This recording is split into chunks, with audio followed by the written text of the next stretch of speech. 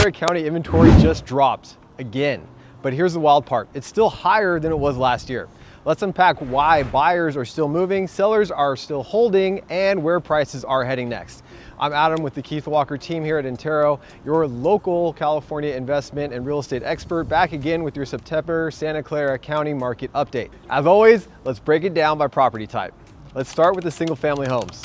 Active inventory for single-family homes in Santa Clara County continues its annual reduction to 1,111 homes, down an additional 6.3% from just last week. That's 11.7% from last month, and now up 8.2% over last year's ridiculously low numbers. That means a home buyer looking today has about 70 fewer homes to choose from compared to just 2 weeks ago. There were 605 homes under contract at the conclusion of August, a 1.3% month-over-month decline, which pales in comparison to the continued inventory drop. The pending numbers still stay resiliently strong despite contrary speculation by the doom and gloomers out there. The absorption rate, which is a fancy way of measuring market heat, comes in at 54.5%, over 60% as a seller's market, hitting its highest and strongest mark since March. That's pre-tariff. As a seller, your competition just got thinner, which typically means more buyers focus on your property. Average sales price. Now, this was the data mark I was most interested in after the drop off of prices in July. Did the drop continue to cause some concern? Well, those August prices remained almost identical to July, curbing thoughts of a further drop and, yes, further silencing the local doom and gloomers.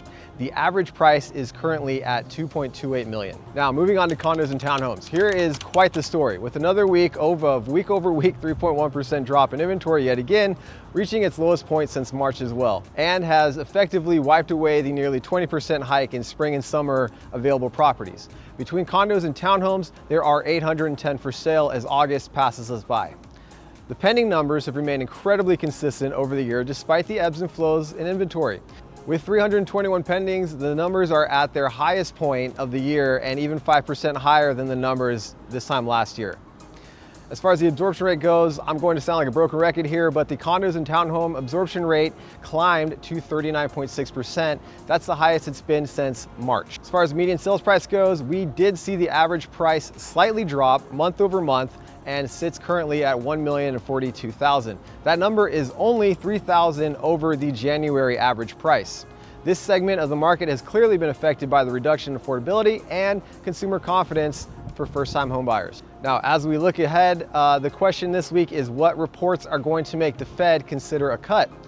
This week is a big week for jobs and reports, which could be an influence. And if you haven't been paying attention, mortgage rates just hit their 2025 low. Meanwhile, the positive trend of purchase applications, basically people preparing to buy homes, continues its upward pace, and in all facets, week over week, month over month, and year over year. People want to buy.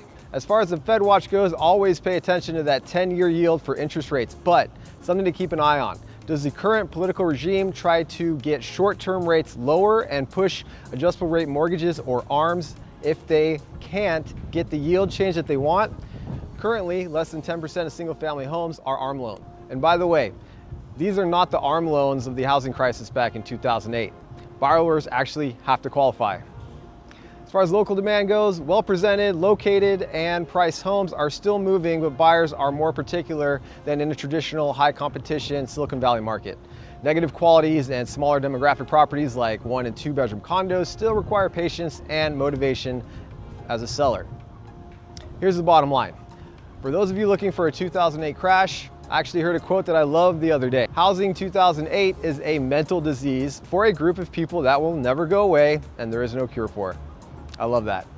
The underlying housing data factors are solid, if not strong. For home buyers, rates are at a 2025 low and competition is still manageable compared to that 2021 craziness. This could be a sweet spot window for you. And for home sellers, if your home is move-in ready and well-priced, buyers are showing up. But if you've got flaws, expect longer days on market. When will we see a break and more activity and inventory?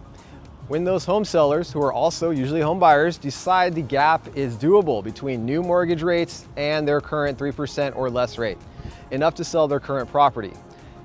That, my friends, will almost double both inventory and sales. As always, I'm Adam with the Walker team, here to educate and navigate. not speculate and fabricate. If this was helpful, give it a like so others can see it well. Drop a comment below. Are you seeing the market heat up, cool down? Where do you live? I'd love to compare notes.